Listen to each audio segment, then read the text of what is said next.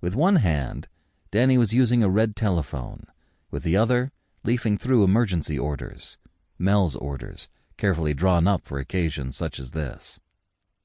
The red phone was to the airport's duty fire chief. Danny summarized the situation so far. "And when we locate the truck, let's get an ambulance out there. And you may need an inhalator or heat. Could be both.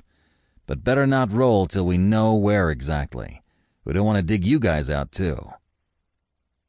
The sweat, in increasing quantity, was gleaming on Danny's balding head. Mel was aware that Danny disliked running the snow control desk and was happier in his own department of airport planning, sifting logistics and hypotheses of aviation's future.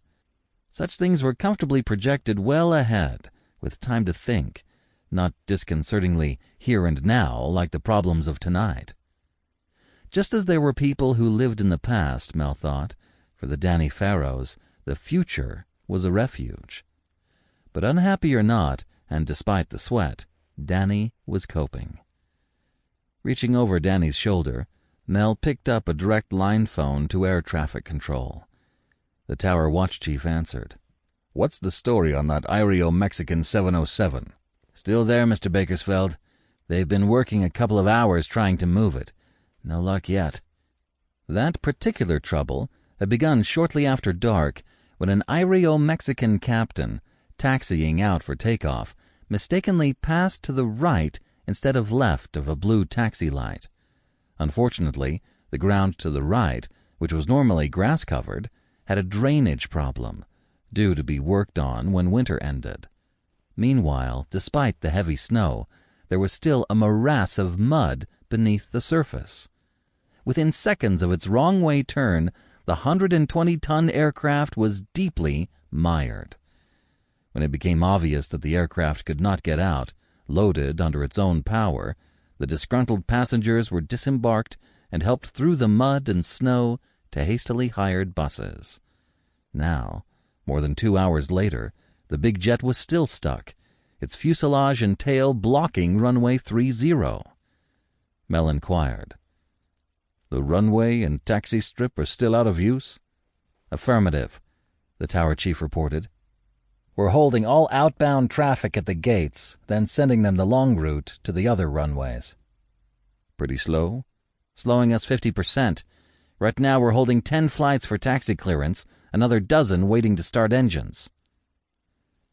It was a demonstration, Mel reflected, of how urgently the airport needed additional runways and taxiways. For 3 years he had been urging construction of a new runway to parallel 30, as well as other operational improvements. But the Board of Airport Commissioners, under political pressure from downtown, refused to approve. The pressure was because city councilmen, for reasons of their own, wanted to avoid a new bond issue, which would be needed for financing. "The other thing," the Tower Watch chief said, "is that with 30 out of use, we're having to route takeoffs over Meadowwood. The complaints have started coming in already." Mel groaned. The community of Meadowwood, which adjoined the southwest limits of the airfield, was a constant thorn to himself and an impediment to flight operations.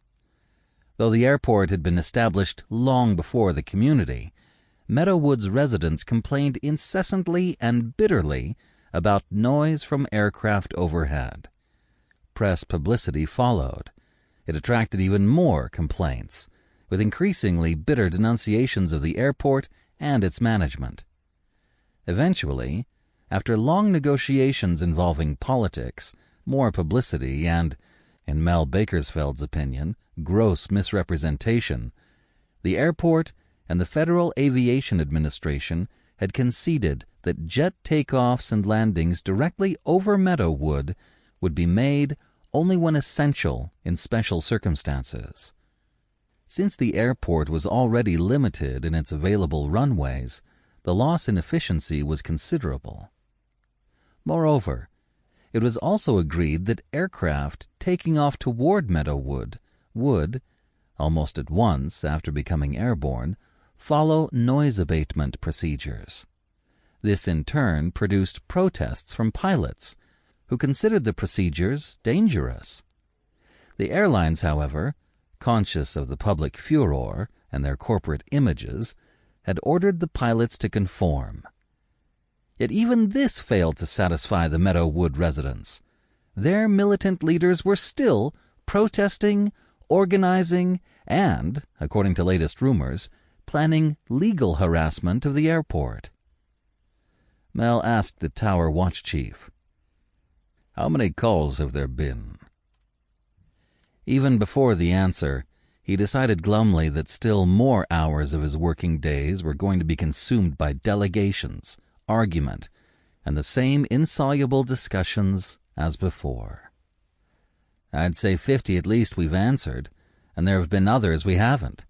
The phones started ringing right after every takeoff. Our unlisted lines, too. I'd give a lot to know how they get the numbers." "I suppose you've told the people you've called that we've a special situation.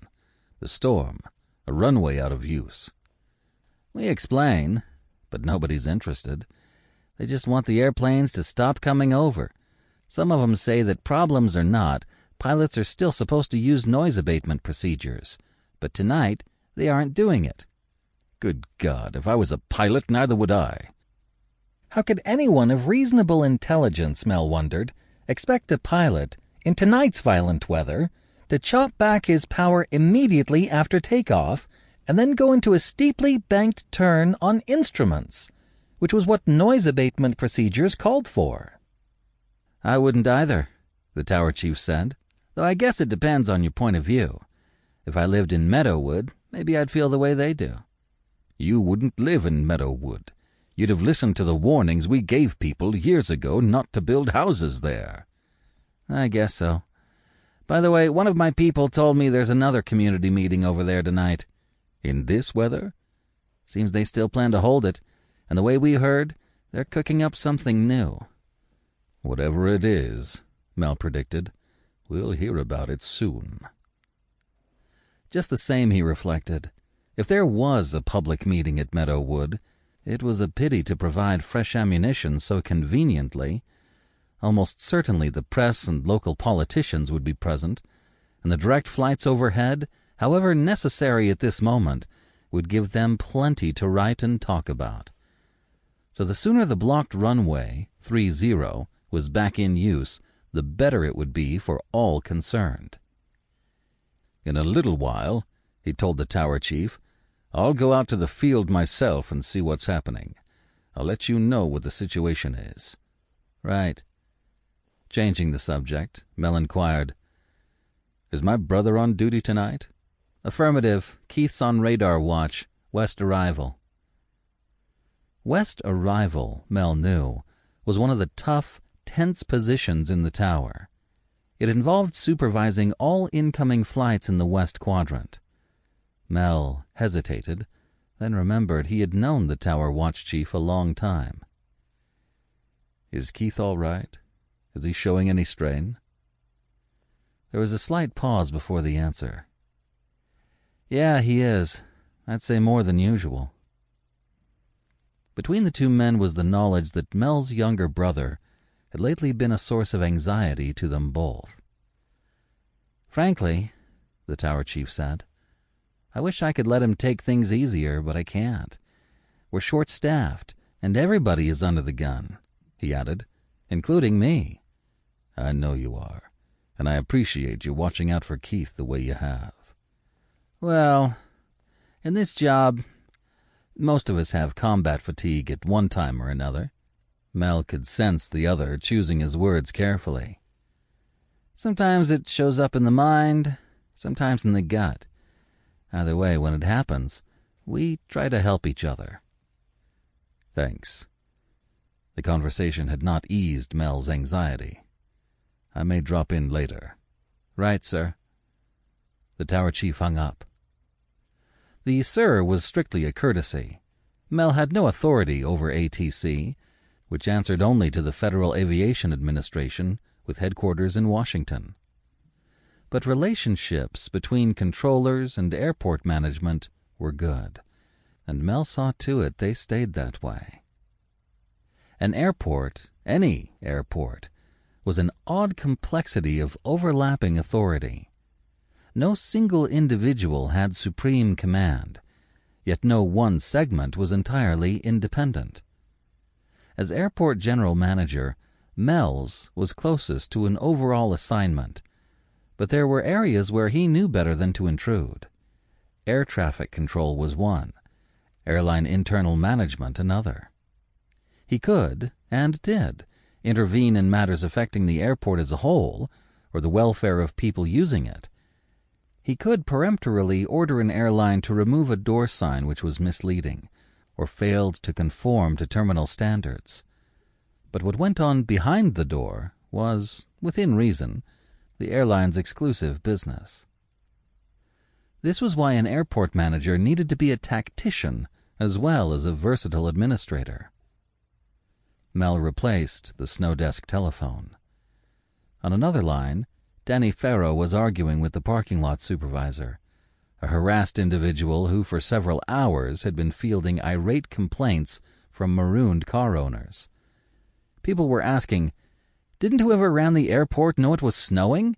And if they did, why didn't someone get on the ball and move the stuff so a man could drive his car anywhere at any time, as was his democratic right? Tell him we declared a dictatorship." The non-covered lots, Danny insisted, would have to wait until priorities eased. He would send men and equipment when he could. He was interrupted by a call from the Tower Watch chief. A new weather forecast predicted a wind shift in an hour. It would mean a change of runways, and could they hurry the plowing of runway 17 left? He would do his best, Danny said.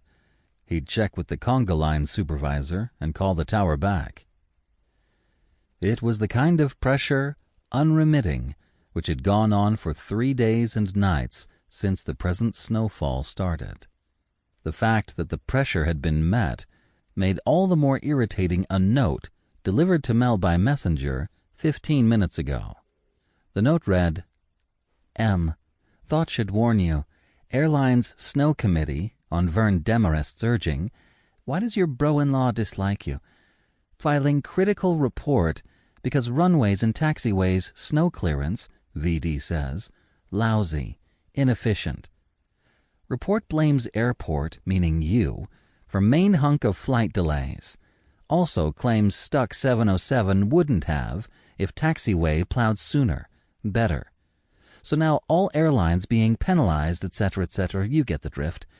And where are you? In one? Drift, I mean. Climb out and buy me coffee soon. Love, T." The T was for Tanya Livingston, passenger relations agent for Transamerica, and a special friend of Mel's.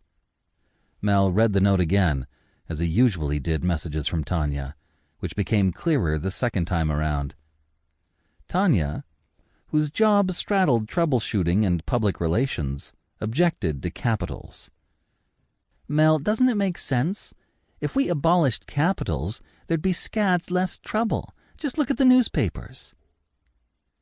She had actually coerced a Transamerica mechanic into chiseling all capitals from the type bars of her office typewriter. Someone higher up raised hob about that, Mel had heard, quoting the airline's rigid rule about willful damage to company property. Tanya had got away with it, though. She usually did.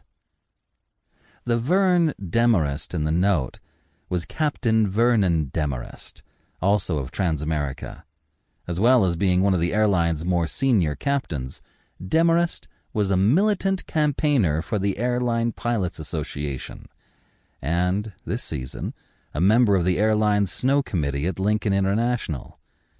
The committee inspected runways and taxiways during snow periods and pronounced them fit, or otherwise, for aircraft use.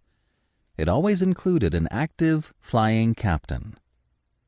Vernon Demarest also happened to be Mel's brother-in-law, married to Mel's older sister, Sarah. The Bakersfeld clan, through precedent and marriage, had roots and branches in aviation, just as older families were once allied with seafaring. However, there was little cordiality between Mel and his brother-in-law, whom Mel considered conceited and pompous. Others he knew held the same opinion.